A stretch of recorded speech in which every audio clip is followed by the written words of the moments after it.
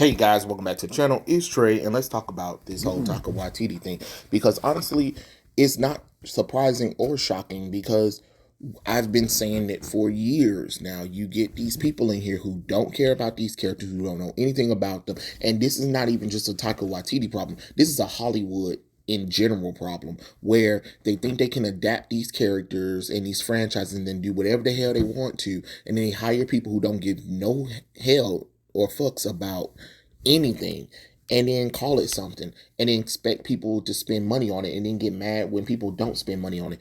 Oh, of course, now Taika Waititi was like, I had no interest in directing Thor Ragnarok and only took the job for financial reasons.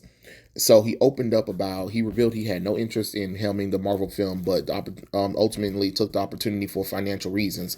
So he was on the Smart List podcast with hosts Will Narnez and Jason Bateman and Sean Haynes about the reason why he took directing the third Thor film. I had no interest in doing one of those films, he said. It wasn't on my plan for a career as a amateur, but I was poor and I had a second child, and I thought, you know what, this will be a great opportunity to feed my kids. And he also says that Thor was probably the least popular franchise adding. I never read Thor comic books when I was a kid, and then I picked up the comic book. I was like, yeah, ugh. And I did some research on it. I read one Thor comic or 18 pages or however long they are, and I was still baffled by this character. And he's like when Marvel Studios approached him, he was like, well, they called me in, and this is really the bottom of the barrel. Um, and I, Jesus Christ. He said, and he also says about Thor 5, he said, I want to know if it's accurate or not. The rumors are, I know I won't be involved. I'm going to concentrate on other films I signed on for six, because he says he's going to be Big and Buzzies, for 6 years. And it's just like, who the hell cares? You fucking screwed up as it is. But at the same time, he also has said this prior to taking the role, that he said he was going to mess up our Mythos, baby, and none of y'all didn't want to believe it, and now all of a sudden he's saying it, and then people are like, oh my god, I can't believe he said it. Well, yeah, I can, because he have said it several times.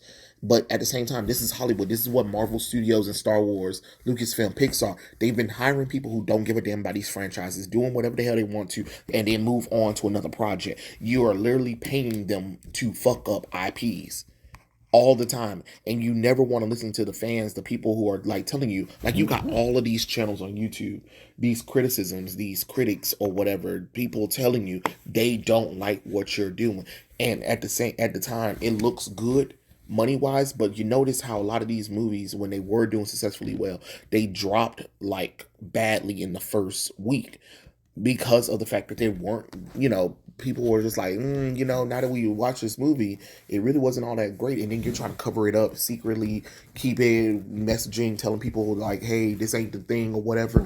It is just not something you need to do. You need to hire people who actually care about these movies, because Love and Thunder was horseshit. It was horseshit, and Ragnarok kind of really was horseshit too. Like, you have opportunity to learn. Like, if these directors and writers aren't going to learn about these characters, then you don't hire them. They need to have some respect for the source material. Look at The Witcher. The Witcher creator just came out and said that they didn't listen to anything that he said for The Witcher. Yeah, that's the reason why The Witcher is fucked up now. And then let's go back to Cowboy Bebop. The creator of Cowboy Bebop said that they didn't contact him at all. He gave them some list of what they should do in order to make the show successful. They ignored all of that. And then even the creator also of Witcher said he came on set. Them folks looked at him like they didn't know who he was and was annoyed that he was even there. Like, that's a problem. That is a damn problem to have. Like, we're getting all of these people up here, and what are they doing? Nothing. Absolutely nothing. People running up here doing these things like filming, working on these movies and shows, and they have absolutely no idea. And all they're doing is just for their agenda. Like, let's say the biggest grift was what's that darn JJ Abrams. JJ Abrams was the biggest scab of all time in Hollywood. Warner Brothers literally paid him $500 million to do absolutely nothing with the DC characters. Absolutely nothing. destroyed the Star Trek franchise, came in Star Wars, left it, then had to come back and try to fix it, then tease a Spider-Man book that didn't do nothing. Like, this man did not care about the franchises at all, and he did all of this just for money, and y'all still kept him around instead of suing his ass and getting that money back. That's another problem with these studios. It's time for y'all to start suing these motherfuckers and getting y'all money back. Or the audience need to start suing the studios or something, because this is ridiculous. What the hell you mean? Oh, I just read just one Thor comic book. I didn't really know anything about the character. First off, even if you didn't know anything about the Marvel character, there's Norse mythology about it. And then he's from New Zealand, and you mean tell me you ain't got no kind of connection to the Nordic thing? Like, come on now, like it just then doesn't make any logical sense. But that's the folly of all of this. This is what we've been seeing lately, where they have literally destroyed these IPs one after another because they have somebody who was just there for money.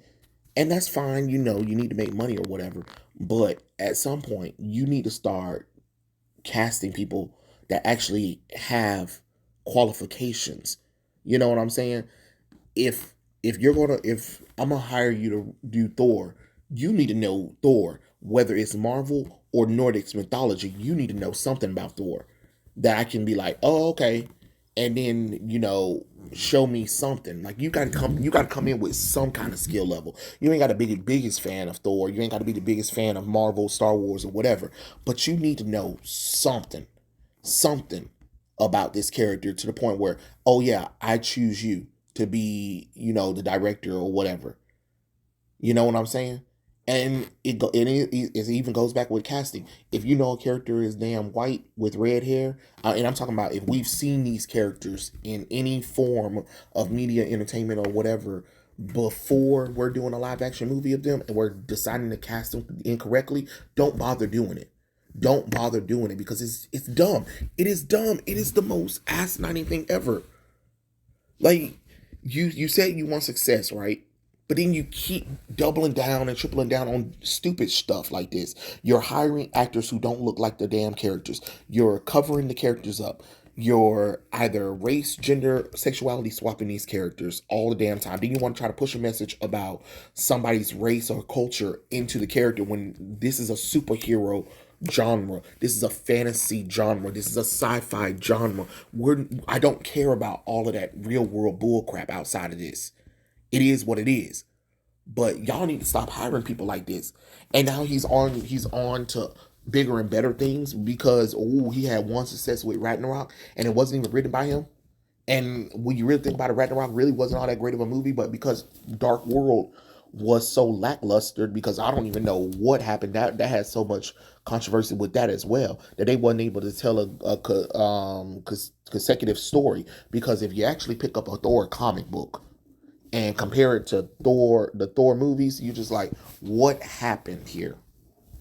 Like, you had an opportunity to bring Thor to the forefront, and now look at you. You can't even sell Thor merchandise because of Taika Waititi.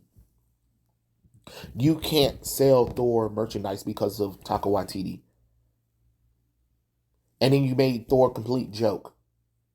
It's the same thing as putting Ryan Coogler for the sequel of Black Panther Wakanda Forever. And look what he did. Destroyed the franchises. You had two diverse directors come in. They had success with the first movie. Then you said, oh, let's give them free range for the second movie. After people told you, don't do it because people start noticing the cracks of their first movie. They told you not to do it. And what the hell did you do? You hired them when they had absolutely no idea about the characters. From the first movie they were doing, they didn't have any idea about the character at all. They just got lucky. Then you said, hey, let's double that luck. And those movies, they made some kind of bank, but you spent more on the sequel, so you lost money. And then you made merchandise and you can't sell them. You see how the correlation of stop hiring people based on skin color and not merit. You know what I'm saying? And I'm talking about merit. And you don't give no indie director keys to a multi-billion-dollar film franchise. I don't care what anybody says. That's something that you need you need to be able to bring constant stream of money. Christopher Nolan Zack Snyder, Guillermo del Toro. You know what I'm saying? These Scorsese, these are directors who you can love them or hate them, but their movies been solid, bringing in money solidly. You can say, "Oh, I don't like their movies. I think they're overrated or whatever," but those directors have proven to bring in big box office money. That's the difference. That's the difference. While Nia DaCosta, Taika Waititi, Ryan Coogler, not really, not really. They had a few successes, but nothing where, oh yeah, they've worked their way up to direct a big major movie picture. And usually, isn't it funny, the diverse directors who direct these movies, when they fail at the box office, they want to try to backtrack or whatever and try to say, oh, it was the studio, this and that. Yeah, it might be some of the studio's fault or whatever. But you were in a prime opportunity to show people your real skill. And instead of showing them your real skill, you decided to do some lazy crap. And you gave us a piss poor product. And now you think that that's okay because, oh well, I got paid at the end of the day, so it doesn't matter. Well, yeah, it actually does matter. It really does matter because that's gonna follow you to your next project. Why would I give you a chance? Yeah, Hollywood might hire you, but that doesn't mean that I'm gonna go and watch your stuff, support your stuff. That's them losing money on y'all. But us fans, us viewers, we just know not to watch you when we hear that your name is attached to a project. Oh no, we're good. We're good. We're good. Why would I give you a chance? You didn't care about my wants, my wishes. You didn't care about the IPs that I like. So why should I care about your job? That's why I say most people did not care about the strikes. Why? When we got actors, celebrities, directors, writers, creative people saying shit like this that Taika Waititi said, and you think we were supposed to support you? Oh no. But again, I'm not shocked by this. But it is what it is. Tell me what you guys think in the comments below, and I'll catch you guys later. Peace out.